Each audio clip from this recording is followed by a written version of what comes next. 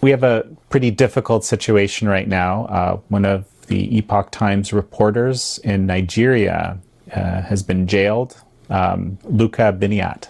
I want to make sure I'm saying his name right. Correct. So why don't you just give us a rundown of what's going on? We'll drill into all sorts of details momentarily. Right, Jan. Well, Luka Binniyat is one of 5 reporters in central Nigeria that I've been mentoring for a few months. I started working as a reporter for Epoch Times in February of this year.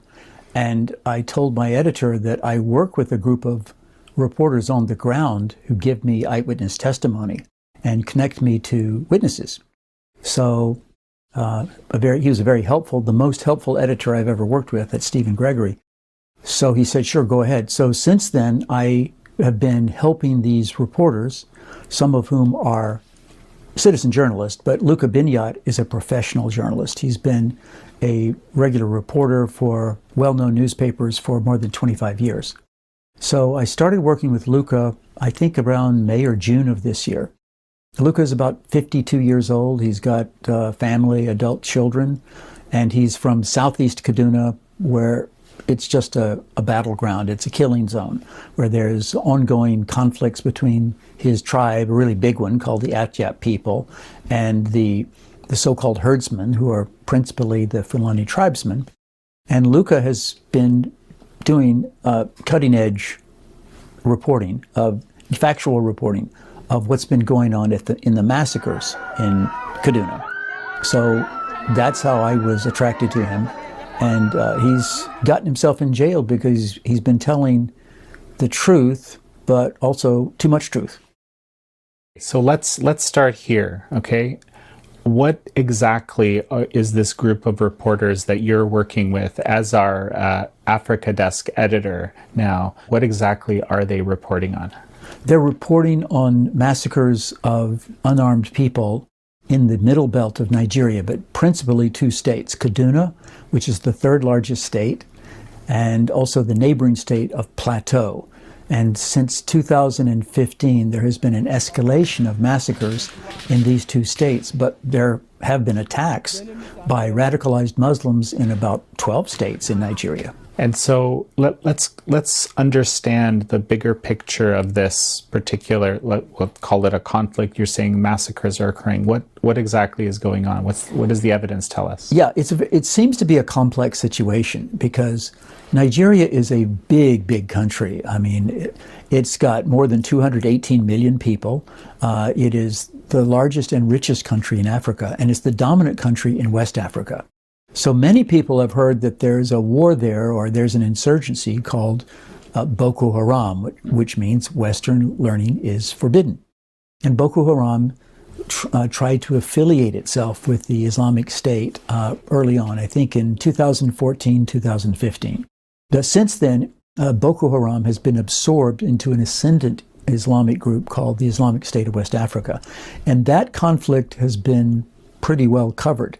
The government has been fighting a war and has made a lot of progress in pushing the Islamic State of West Africa into a corner in northeast Nigeria. But much less well covered is a kind of other insurgency which involves nomadic peoples or semi-nomadic peoples associated with the Fulani ethnicity. Since 2010, but increasingly since 2015, there have been attacks on rural villages, and sometimes 30, 40, 50, or 100 people will be murdered in these attacks, which involve razing the village.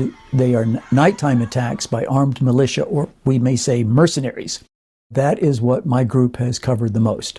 These marauding attacks, which are apparently attempts to cleanse the area of farmers and to take over the land for grazing for the cattle herds that these nomadic people have.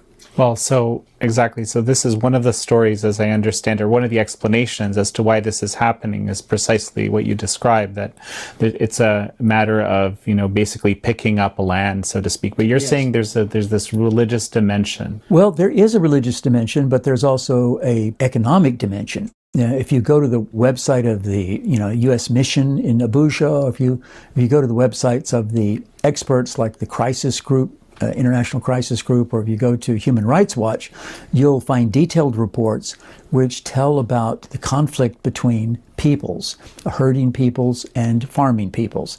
And their view is that the root cause of this conflict is global warming. They will tell you that the herding peoples are in a fight over scarce resources with the residential farmers.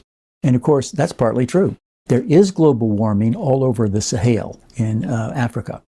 However, there's also a sectarian dimension. It's not just a fight over resources. There's the fact that the people who are generally doing the attacks are radicalized jihadists. And the Fulani ethnicity, of which President Muhammadu Buhari is the leading member, it happens to be very proud of its devout Islamism. And there is a subsect, we have to make it clear, there is a minority of people in this ethnicity who believe that their way to preserve their faith and to claim the land of Nigeria is through warfare and through terrorism. But that's not true of the whole ethnicity, but that's what's happening. There are thousands of bandit gangs in the middle belt of Nigeria. There's all kinds of crime going on. There's kidnapping everywhere. But many of the bandit gangs, which are also apparently doing the razing of villages, they happen to be dominated by Fulani people. So it's hard for an outsider to grasp what's really going on here. Nigeria has been known to have all kinds of violence, tribal warfare. There's been banditry in the south of Nigeria for more than 20 years.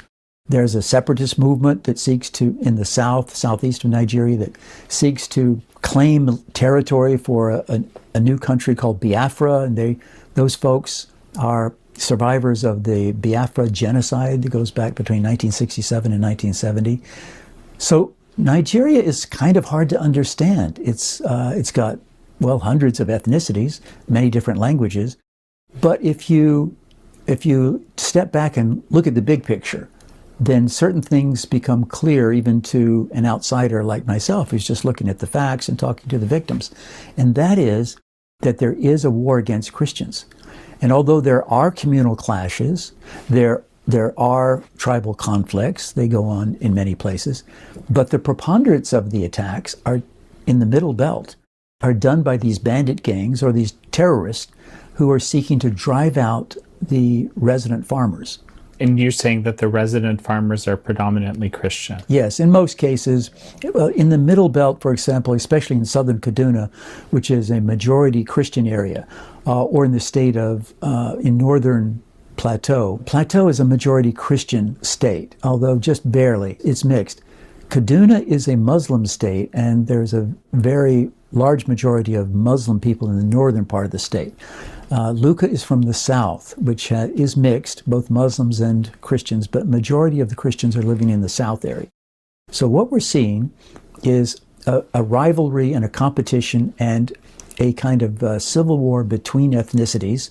Well, not ethnicities necessarily, but it's between religions. It's radicalized Muslims and Christian people. The complexity is that not all the Muslims are intolerant. Not all the Muslim people are turning into terrorism. Not at all. There are many Fulani people who are actually Christians. We've done stories about them in the Epoch Times. And many Fulani people have come to the aid and saved the lives of Christians. They're amazing people. They're great people. Many heads of government in West Africa are from the Fulani ethnicity.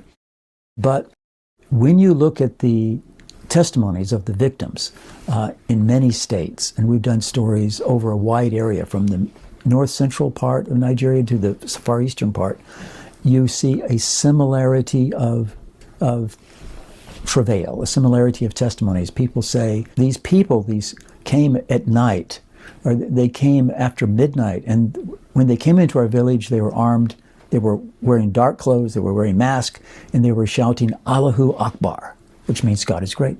From what I understand, the sort of the government position on this roughly is that there is this kind of, I guess you would call it sectarian or religious violence, but it kind of goes in both directions. Like sometimes the Muslim extremists will attack the Christians, and then the Christian extremist will attack the Muslims back. Yeah, that's true, and that's part of the complexity of it. It is a fact that there has been sectarian fighting in the north central states. For example, there were terrible sectarian riots in Jos. It's a metropolis in the capital of Plateau State. There were terrible riots, and I think about 2,000 people were killed in riots in Jos in 2001, pretty much coinciding with the same time that the United States was attacked in 9/11.